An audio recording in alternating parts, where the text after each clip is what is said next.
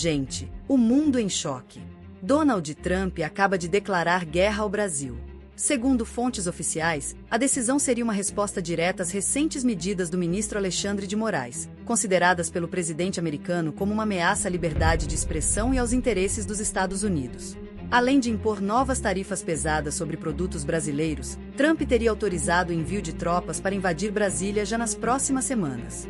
Especialistas estariam recomendando que a população tome medidas imediatas, estoque água potável e alimentos não perecíveis. Prepare locais seguros ou abrigos, longe de grandes centros urbanos. Tenha kits de primeiros socorros à mão. Parece assustador, né? Mas a verdade é que essa notícia é completamente falsa. Ela foi criada para poder ilustrar o que nós vamos falar nesse vídeo. Apesar que não descarto a ideia que daqui a algum tempo possa aparecer algo nesse sentido.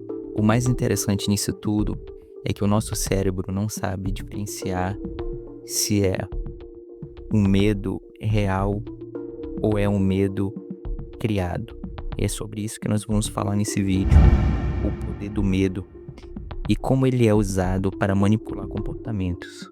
O medo ele é um mecanismo de defesa do nosso cérebro mais antigo e mais poderoso.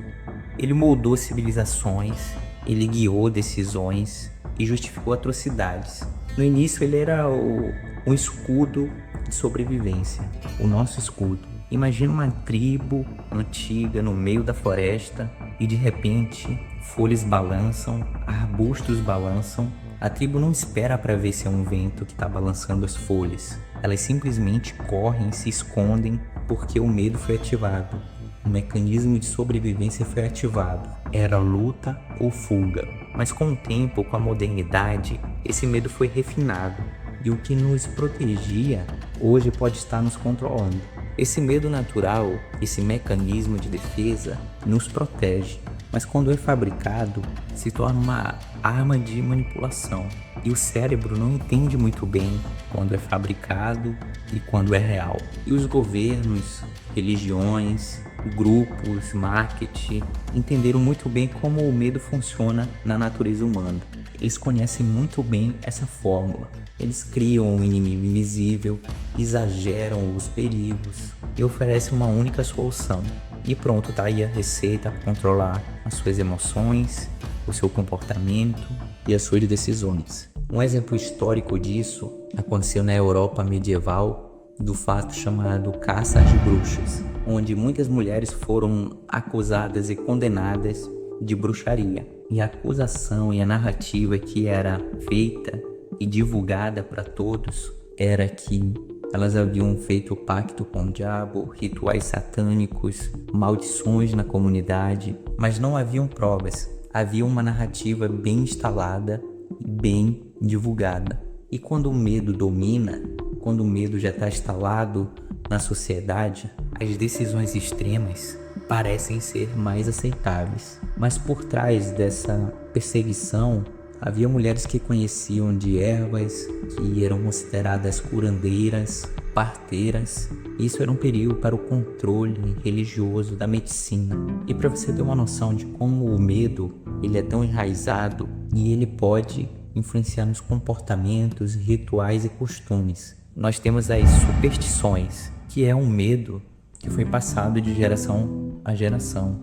Nós temos a superstição de não passar debaixo da escada, de não cruzar com um gato preto, de bater na madeira para afastar o mal. E isso parece rituais, costumes inofensivos, mas nós vemos o poder do medo e da necessidade do ser humano tentar controlar e saber de tudo que está acontecendo. Para você entender um pouco mais, essa superstição de não passar debaixo da escada é devido ao entendimento que a Igreja Católica, na Antiguidade, entendia que quando a escada era aberta e quando ela era inclinada, ela se tornava um triângulo. E esse triângulo simbolizava a Trindade. E passar por baixo, ou no caso, por dentro do triângulo, era uma afronta e uma profanação à Trindade.